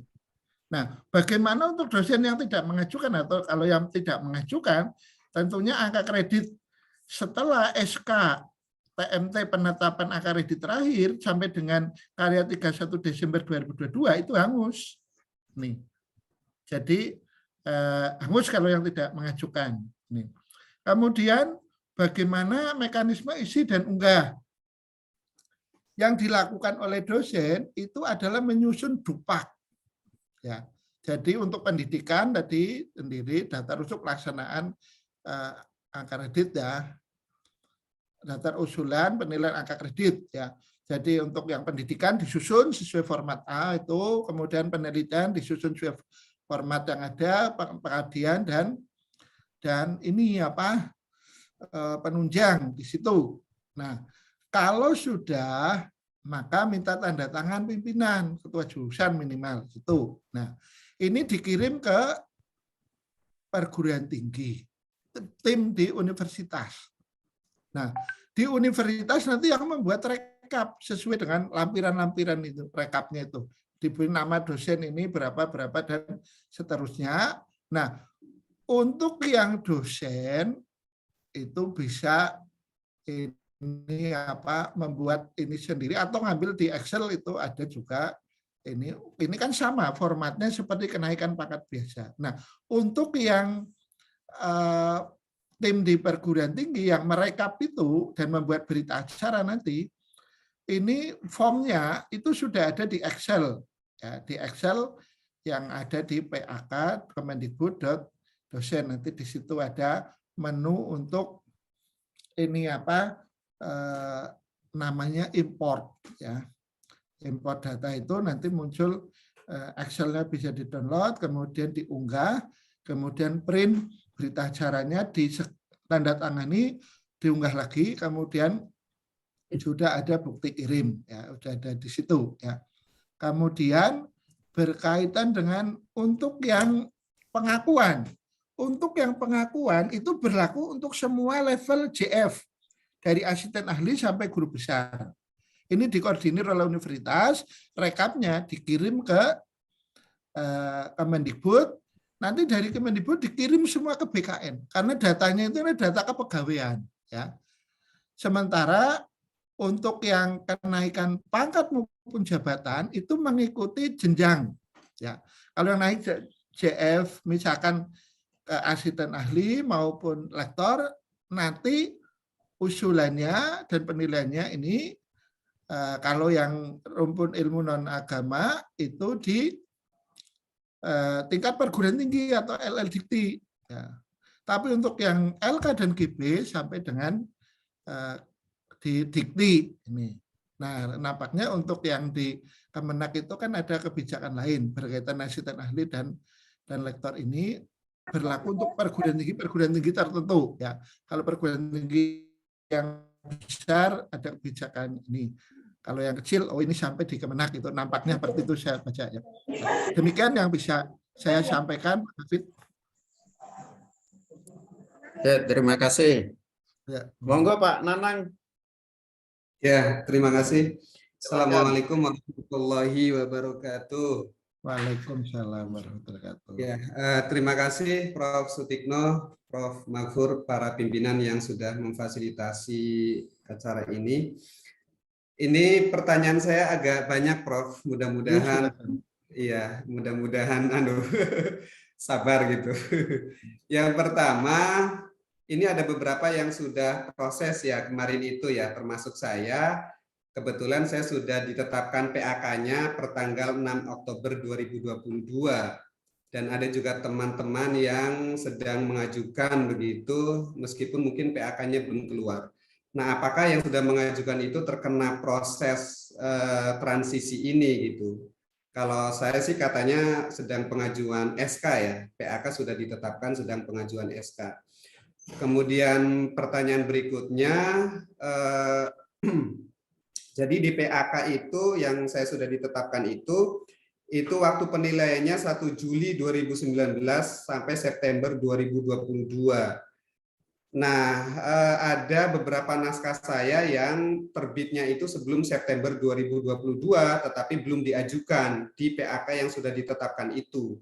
Nah, apakah itu bisa diklaim sebagai pengakuan nanti yang sampai batas 30 Juni 2023 ini? Ya, teknisnya sih karena kemarin waktunya agak panjang ya, antara waktu saya mengajukan dengan terbitnya PAK itu gitu. Waktu agak panjang itu ternyata masih ada yang terbit, ada beberapa naskah yang publish sehingga belum tercover waktu di pengajuan kemarin. Nah, tetapi waktunya kan sudah lewat karena batas penilaiannya 1 Juli 2019 sampai September 2022. Kemudian pertanyaan berikutnya ini terkait dengan ke depan, Prof, terkait kebijakan ke depan ya. Kebijakan intinya yang saya pahami itu adalah bahwa konsekuensi dari aturan baru ini itu menguatkan peran pimpinan kelembagaan gitu ya, agar visi misi kelembagaan itu bisa berjalan. Maka kemudian ditetapkan nilai 150% dengan nilai sangat baik dan 100% gitu dengan nilai baik, dan nilai itu dilakukan oleh pimpinan. Nah, ini kan saya ingin bertanya terkait konsekuensi dari itu ya, konsekuensinya, karena saya belum paham juga, karena penilaian pimpinan ini kan agak subjektif juga ya kalau menurut saya gitu. Yang pertama terkait dengan subjektivitas dulu itu, apakah ada semacam aturan untuk mengobjektifkan agar tidak terlalu subjektif gitu, misalnya begini. kalau beban lebih, syarat kewajiban khusus terpenuhi begitu, kemudian BKD terpenuhi, kemudian bagus, maka meskipun pimpinan menganggap tidak baik, minimal dapat 100%, syukur-syukur 150% misalnya. Apakah ada aturan seperti itu? Atau sebaliknya, kalau misalnya kewajiban khusus lektor kepala atau guru besar atau lektor itu tidak terpenuhi, maka pimpinan maksimal misalnya 100%. Tidak boleh 150%. Kalau subjektif kan suka-suka pimpinan kan misalnya padahal kewajiban khususnya tidak terpenuhi tapi dinilai 150% begitu. Itu. Kemudian pertanyaan berikutnya, 150% dan 100% itu apakah berdampak pada PAK sehingga kalau misalnya hitung-hitungan PAK-nya penambahan KUM-nya 100. Kalau dinilai 150% jadi 150 misalnya. Atau sebaliknya, kalau misalnya dinilai pimpinan 75, meskipun KUM-nya 100, maka hasilnya tidak 100. Mungkin ini kita batasi ya Pak Nanang untuk yang pemberlakuan ketentuan baru setelah 1 Juli aja nanti bahasnya ya. Karena kan belum ada aturan turunannya sehingga kita tidak mendiskusikan dengan berandai-andai gitu ya. Kita belum terlalu progresif gitu. Iya. Kita tunggu yang Kemenpan RB yang JF dosen yang baru itu ya. Masih. Iya. Mungkin yang kaitannya dengan transisi ini. Nggih, ngapunten nggih. Matur nuwun. Ya, berarti itu saja Prof dari saya. Mohon maaf. Assalamualaikum warahmatullahi wabarakatuh. Waalaikumsalam warahmatullahi wabarakatuh. Oke ya. Untuk yang Pak Nanang ini yang ada 3 pertanyaan sebenarnya nanti yang berkaitan dengan ketentuan setelah 1 Juli 2023, ini nanti kita bahas nanti setelah itu ya. Untuk penetapan PAK ini 6 Oktober 2022 ya. Intinya karya yang belum pernah dinilai ya, yang sesudah TMT penetapan angka kredit terakhir itu silakan diajukan. Nah, bagaimana kalau dalam proses ini sedang ajukan ada karya yang belum dinilai? Ya boleh juga, itu kan masa transisi kan. Silakan diajukan untuk pengakuan. Ya. Kemudian bagaimana sedang mengajukan pangkat atau jabatan. Nah, kalau dia berhasil atau disetujui naik pangkat atau jabatannya kan ya udah itu menduduki jabatan itu. Tapi itu juga nanti akan dikonversi juga ke regulasi yang baru ya. Ini posisi dia di pangkat dan jabatan terakhir, angka kreditnya berapa gitu ya. Kemudian untuk yang pertanyaan kedua udah sama sebenarnya, karya yang belum dinilai ini boleh diajukan untuk pengakuan ya boleh ya. Kemudian kebijakan ke depan ini ya, peran pimpinan lebih tinggi. Ini intinya kan sebenarnya pertanyaan tentang subjektivitas. Nah, di dalam Permenpan RB 6 tahun 2022 ini di sana ada beberapa pendekatan ya untuk penilaian ini. Ada yang kuantitatif, ada yang kualitatif. Ini adalah sebenarnya untuk meningkatkan objektivitas dari penilaian itu sendiri ya, penilaian yang berbasis pada pimpinan ini ya.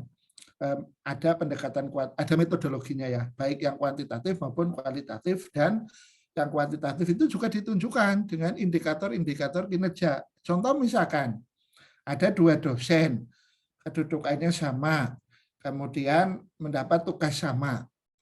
Ya, yang satu misalkan dosen A dan B diberi pembagian distribusi untuk sama-sama mendapatkan publikasi internasional satu misalkan satu semester. Yang satu memperoleh, kemudian yang 2 tidak mencapai. Ini kalau dari penilaian hasil kerja tentunya kan mau subjektif atau enggak itu udah kelihatan kan. Udah kelihatan bahwa dari pencapaian hasil kerja yang baik ya yang dia bisa mencapai. Ini kan bisa dilihat oleh umum. Tetapi nilai ini bukan hanya menilai berdasarkan hasil kerja. Ada penilaian perilaku. Ya. Nah, penilaian perilaku ini ternyata misalkan Walaupun dia bisa memperoleh ini apa, misalkan memperoleh publikasi internasional satu sesuai target yang digariskan atau ditugaskan oleh jurusan. Tapi dia kalau nggak bisa bekerja sama dengan yang lain. Ya, menurut penilaian pimpinan tentunya. Ya. Kemudian pimpinan tentunya nanti akan menerima umpan balik dari teman-teman kan. Dia tidak bisa ditugasi oleh pimpinan, nggak dikerjakan gitu kan, tugas-tugas lain dan seterusnya. Nah ini tentunya dari penilaian karakter, penilaian perilaku ini kan kurang kan. Nah nanti baik penilaian hasil kerja dengan penilaian karakter ini disatukan. Baru nanti hasilnya apakah predikannya sangat baik atau baik, dan nanti merupakan kombinasi dari penilaian hasil kerja dan penilaian karakter ini. Nah, bagaimana kalau ada dalam penilaian ternyata dijumpai ya menurut yang dinilai ini, yang dinilai kan berarti asesi ya, kurang objektif. Ini ada medianya, ya, ada forumnya di Permen PRP itu diatur ya untuk mengajukan keberatan atas penilaian itu. Ya. Jadi saya pikir ini semua bisa diterima secara nasional, rasional, dan forumnya itu ada indikator-indikator untuk bisa bekerja secara objektif juga masuk akal, ya. Dan kalau dimungkinkan ada error atau penyimpangan ternyata ditemukan tidak objektif atau subjektif di situ, maka ada forum ya untuk mengkomunikasikan tentang hasil penilaian tersebut ya. Masih.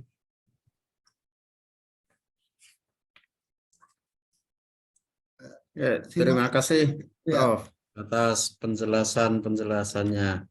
Ini ada titipan pertanyaan ini Prof. Silakan. Terkait teman-teman yang sedang tugas belajar ya, yang sedang tugas belajar, apakah punya hak untuk mengajukan pengakuan, ya. Tentunya pengakuan kinerja sebagai dosen. Oke, ya, makasih. Kalau yang sedang tugas belajar, kinerja yang di sini yang diperoleh adalah hasil kerja dalam rangka pelaksanaan JF dosen, ya, jabatan fungsional dosen. Nah, kalau status dia tugas belajar itu kalau untuk pengakuan angka kreditnya tentunya angka kredit pada saat dia menjalankan JF, ya, menjalankan tugas belajar. Nah, kalau pada saat dia JF-nya tidak aktif atau diberhentikan sementara misalkan, karena tugas belajar kan nggak bisa dinilai, ya ini.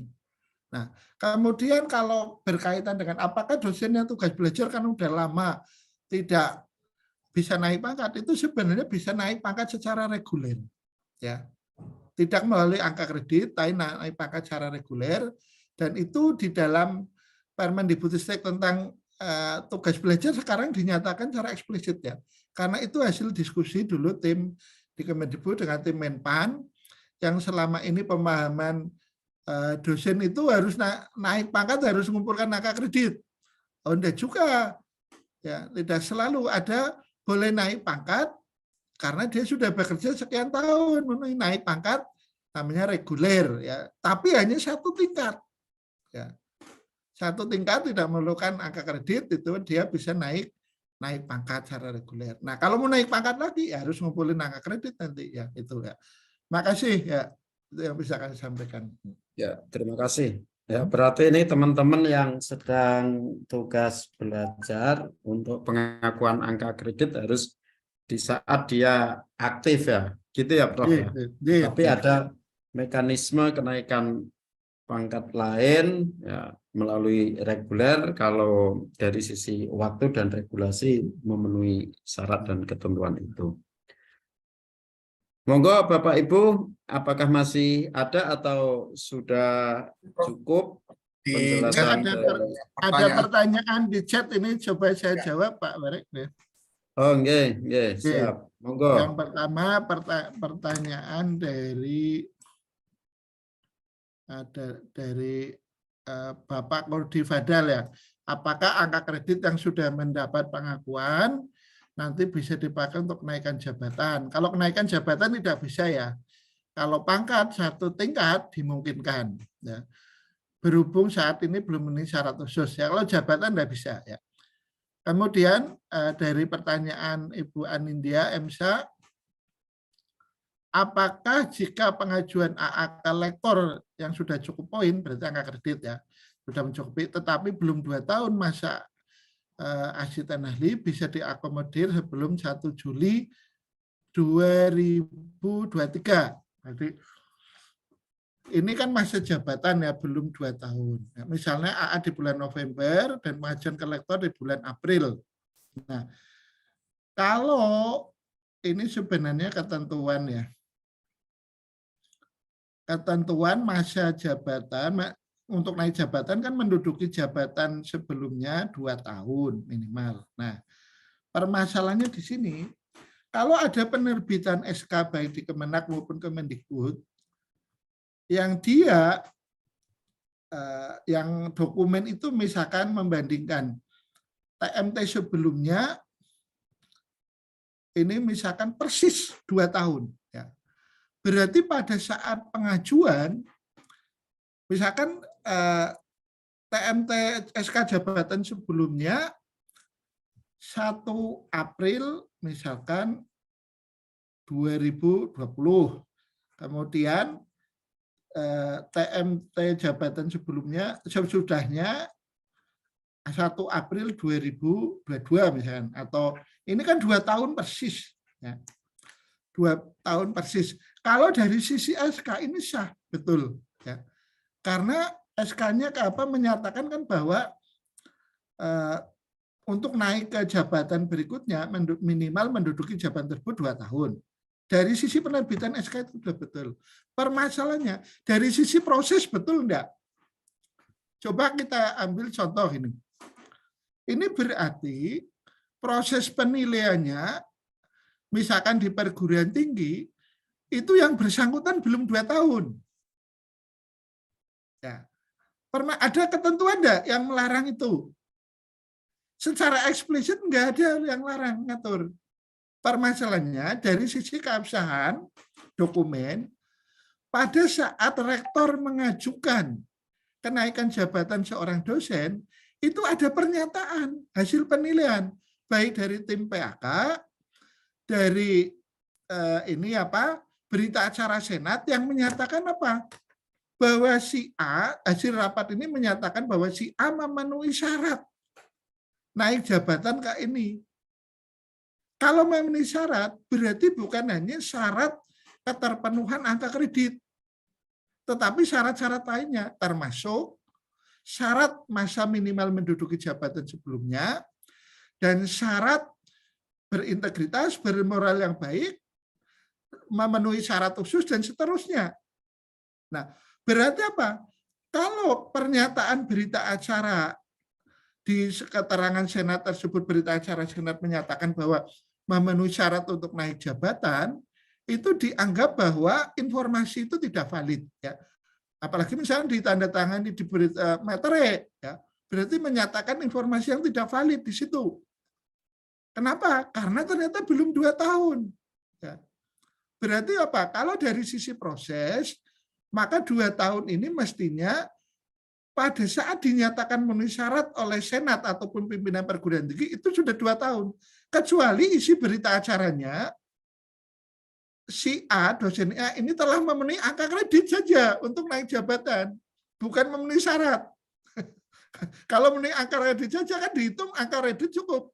Tetapi syarat khusus, syarat yang lain kan tidak dijelaskan di situ. Ya.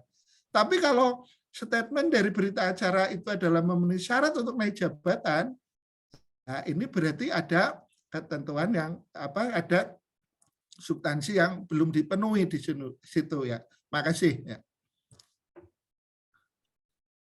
Masih Pak Warek, monggo. Terima kasih.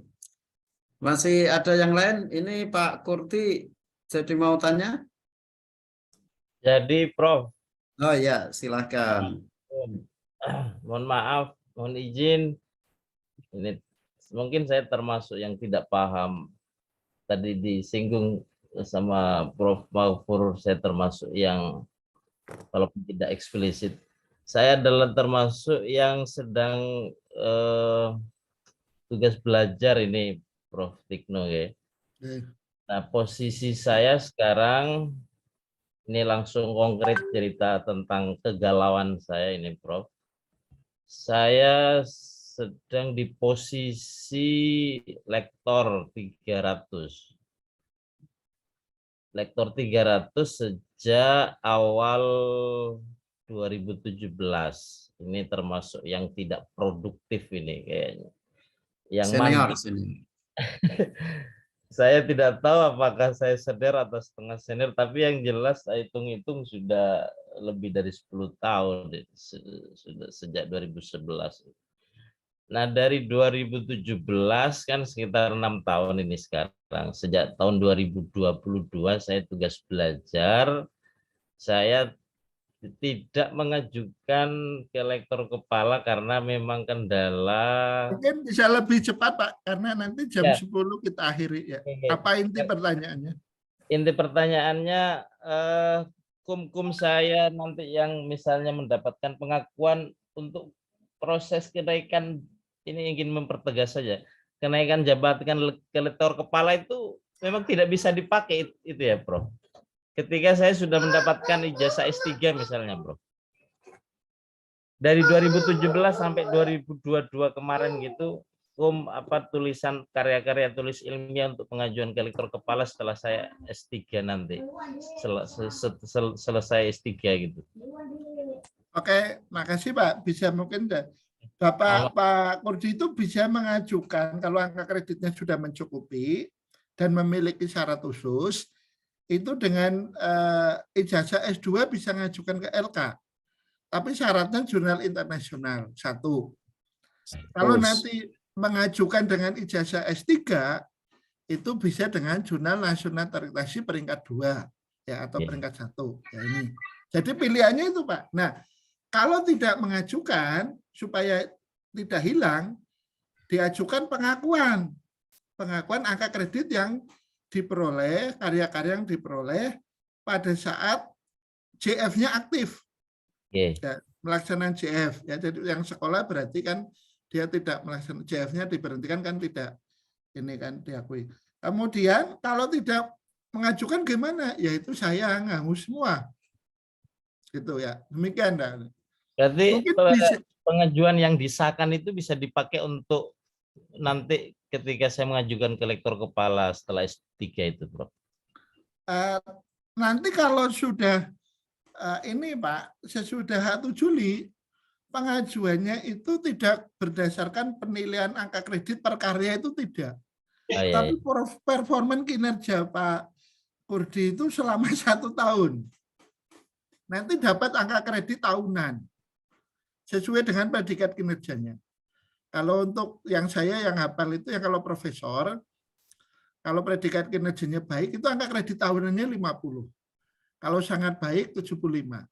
Kalau saya pengen naik dari profesor 4D ke 4E butuh 200, kalau tiap tahun saya hanya bisa menghasilkan predikat baik-baik terus ya perlu waktu 4 tahun untuk naik dari 4D ke 4E. Ya, demikian Pak Kurdi yang bisa kami sampaikan. Mungkin cukup nih Pak Prof. Mahfur ya. Karena ini terkait waktu beliau juga sangat terbatas di sela-sela kesibukan beliau. Untuk itu sebelum kita akhiri, kita beri aplaus dan ucapan terima kasih untuk Prof. Sutikno ya. Terima kasih Pak. Oke Bapak Ibu sekalian, dan khususnya kepada Prof. Sutikno atas waktu, informasi, dan sekaligus penjelasan-penjelasan terkait dengan pemberlakuan Menpan RB Permen Menpan RB nomor 1 tahun 2023 ini, terutama terkait dengan proses penilaian dan pengakuan PAK kita sebelum tahun 2022 ya, Ini bagaimana proses pengakuannya dan juga mekanismenya dan seterusnya, serta implikasi-implikasi dari peraturan itu. Dan saya kira penjelasannya sangat luar biasa dan bisa memberikan pemahaman kepada kita. Dan kepada Bapak, Ibu, teman-teman, barangkali masih ada yang belum mendapatkan penjelasan atau butuh penjelasan lebih lanjut, nanti juga saya kira bisa menghubungi beliau langsung atau lewat saya juga bisa, karena beliau sangat open ya terhadap informasi-informasi terutama terkait penilaian angka kredit bagi dosen. Terima kasih Prof atas waktunya. Semoga kita bisa ketemu lagi di forum yang lain. Kalau memungkinkan bisa offline seperti 2 tahun yang lalu kita juga Amin. offline di kampus Panjang ya. Matur nuwun sangat dan terima kasih partisipasi Bapak Ibu sekalian. Kita akhiri forum ini dan tentunya harapan kami nanti semuanya sudah bisa dan memulai menyiapkan merekap hasil-hasil kinerja kita selama ini dan nanti diajukan sesuai dengan form-form dan ketentuan yang berlaku. Akhirul kalam, wallahul muwaffiq ila aqwamit thoriq. Wassalamualaikum warahmatullahi wabarakatuh. Terima kasih Pak. Terima kasih Prof. Tekno. Terima kasih Profesor. Teman-teman. Terima kasih banyak. Ya. Sehat selalu Profesor. Amin, matur nuwun. Matur nuwun, Prof. Kalian.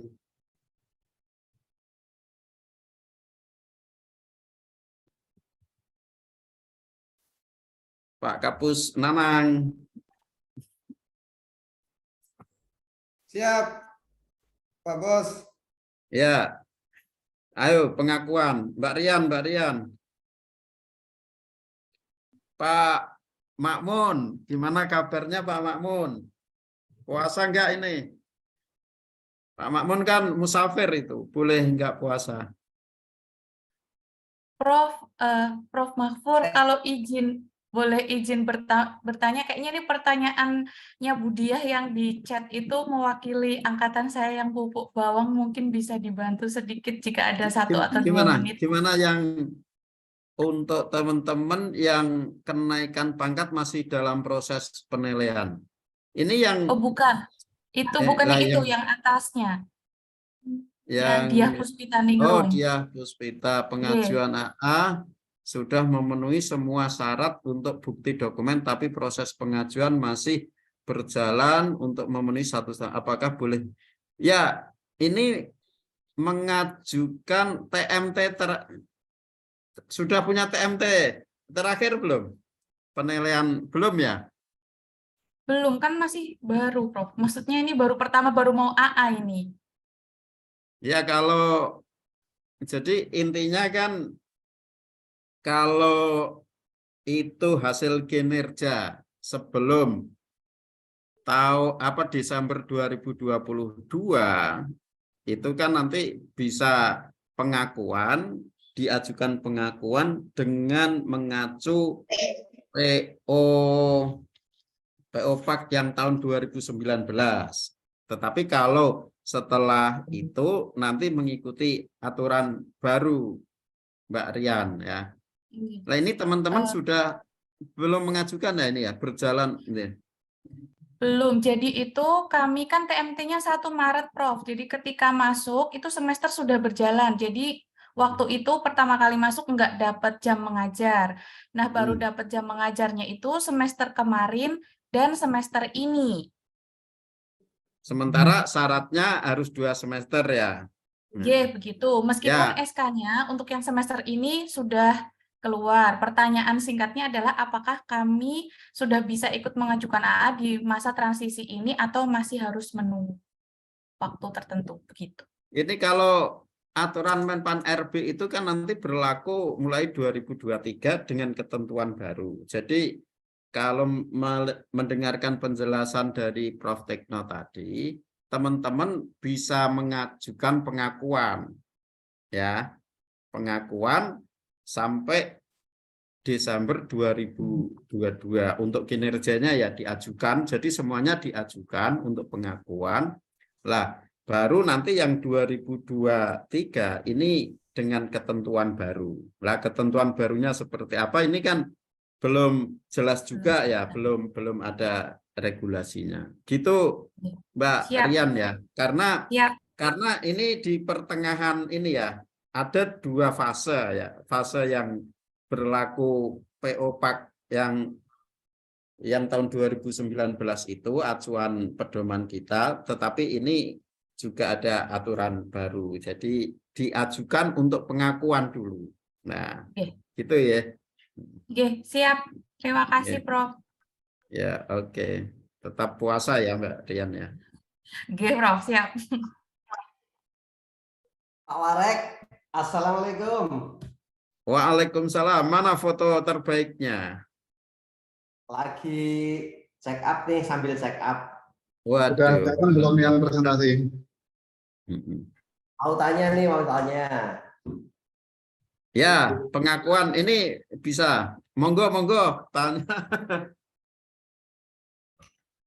Kalau dosen nggak pernah naik pangkat sama sekali. Iya. Dosen nggak pernah naik pangkat sama sekali. Apa bisa naik pangkat secara otomatis? Kalau penjelasan Prof ini bisa, Pak Aris, bisa.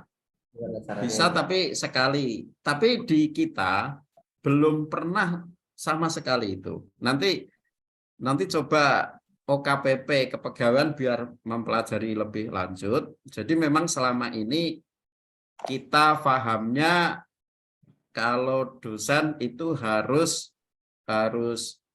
ini ya,